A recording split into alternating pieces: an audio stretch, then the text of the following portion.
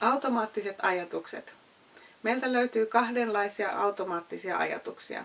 Hengissä säilymisajatuksia ja ajatuksia, jotka syntyvät tavan tai pinttyneen ajatusmallin myötä.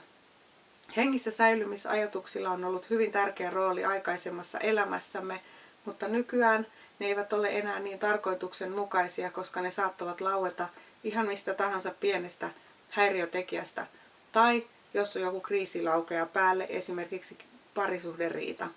Aivot eivät osaa tällaisissa tilanteissa eritellä, onko kyse oikeasti hengissä selviytymisestä, vaan ne reagoivat aina samalla tavalla, taistele tai pakene.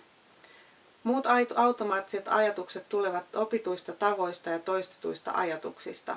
Mitä pitempään hoet itsellesi esimerkiksi olen lihava, sitä enemmän käyttäydyt kuten lihava ihminen käyttäytyy. Varaa siis itsellesi hetki aikaa, istu alas ja kirjoita ylös, minkälaisia automaattisia ajatuksia sinulla on ja millaisissa tilanteissa ne laukeavat. Tämän jälkeen on hyvä ymmärtää, että kun tiedostat ajatuksesi, voit itse kertoa itsellesi, että tämä on vain ajatus ja minä voin valita toimia toisin. Eli seuraavan kerran, kun saat automaattisen ajatuksen, pysähdy hetkeksi ja päätä valita toisin.